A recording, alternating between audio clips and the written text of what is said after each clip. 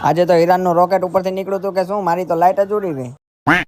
Hello guys, હું છું તમારો માહિર સંજાત ને આપણા નવા મિની વ્લોગમાં તમારું સ્વાગત કરી. તો ફાઇનલી તમારો ભાઈ રેડી થઈ ગયો છે ને નીકળી હવે આપણે શોરૂમમાં જવા માટે. BMW પાસે પહોંચી ગયા છે ને હવે BMW લઈને નીકળી શોરૂમમાં જવા માટે. આજે તો તમારા ભાઈની તબિયત થોડીક નાસાર છે, રોજા હિસાબે છે કે ગરમી હિસાબે કઈ સમજાતું નથી. શોરૂમ હવે ઓપન કરી નાખ્યો છે અને કસ્ટમરો પણ હવે આવવા માંડ્યા છે રેગ્યુલર. ત્યાં આવી ગયા આપણા બકાલા વાળા મિત્ર ઘરેથી ઓમે ફોન આવી ગયો તો આજે કઈક ન્યુ આઈટમ બનાવી છે તો એમની પાસેથી લઈ લીધું બકાલ. મિત્રો તો બધા ભેગા થઈ ગયા હતા પણ આજે હું એનું કરવાની કઈ ઈચ્છા થતી નથી, નીકળી આપણે ઘર બાજુ. તો પહોંચી ગયા છે એપાર્ટમેન્ટ અને BMW ને પાર્ક કરી દીધી છે ને બોલાવી લીધી છે લીપ. હવે આપણે જાસી ઘરે. ફાઇનલી મિત્રો આપણે ઘરે પહોંચી ગયા છીએ ને આજે તો તબિયત થોડીક નાસાર છે એટલે ફૂલ આરામ કરવો જોશે ભાઈ. તો ભાઈ હવે આરામ કરીને રેડી થઈ ગયા છે તો હવે આપણે જલ્દીથી નીકળી શોરૂમે જવા માટે. તબિયત નાસાર ના હિસાબે મને કઈ આજે મજા આવતી નથી, મને જવું થતું હશે કે બધાને કમેન્ટમાં જરૂર જણાવો. તો પહોંચી ગયા છીએ આપણે શોરૂમે ને એક બે કસ્ટમરો રાહ જોતા હતા તો ફટાફટ ખોલી આપણે શોરૂમ. ત્યાં થોડા ઘરાગોને પાન આપ્યા હતા, આપણો સમય થઈ ગયો તો ઇફતાર માટે નીકળવામાં થોડુંક મોડું થઈ ગયું તો બેસી ગયા આપણે જઈને સીધા ઇફતાર કરવા માટે. ઇફતાર કરીને નિયાદ લઈને નીકળી ગયા હતા ભાઈ ફટાફટ